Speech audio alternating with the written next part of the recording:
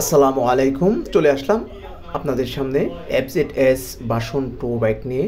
আজকে আমি আপনাদের সাথে ওয়াইডিডির আমরা কিভাবে করি ওয়াইডিডির বিষয়ে আপনাদের সাথে আমি শেয়ার করব।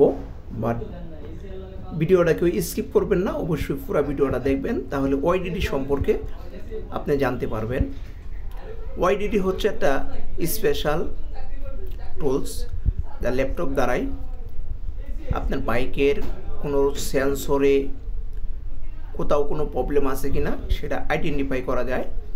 বাট আমি সেই বিষয়টা আপনাদের সাথে শেয়ার করতেছি, ল্যাপটপে কাজ করতেছি। আপনারা দেখেন প্রতিটা ধাপে ধাপে কিন্তু আমাদের প্রতিটা প্রসেস সেভ করতে হবে, তারপরে ল্যাপটপে আপনার বাইকের যে সেন্সরগুলো আছে সব রিলেটিভ বেরিয়ে আসবে।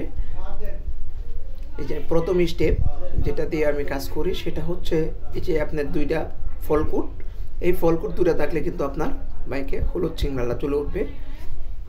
বাট এটা দিয়ে স্টার্টের কোনো প্রবলেম হবে না, বাট এটা রিমুভ করার প্রয়োজন। এই যে আমি রিমুভ করে দিছি, এই চলে গেছে।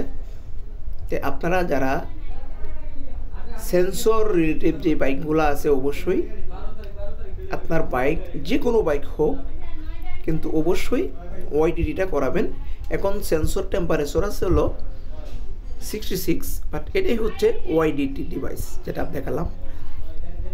এটা কিছুক্ষণ বাইকটা স্টার্টে থাকবে, তখন আপনার সেন্সর সিগন্যাল দিলে আপনার এখানে সিগন্যাল চলে আসবে, বাইক কী পরিমাণ টেম্পারেচার আছে সেটা দেখাবে। আসলে বাইরে ওয়েদার বেশি, যার কারণে আমি আপনাদেরকে ভিডিওটা ক্লিয়ারভাবে দিতে পারতেছি না। আমি পরবর্তীতে আবারও আপনাদেরকে এই ভিডিওটাই খুব ক্লিয়ারভাবে দিব।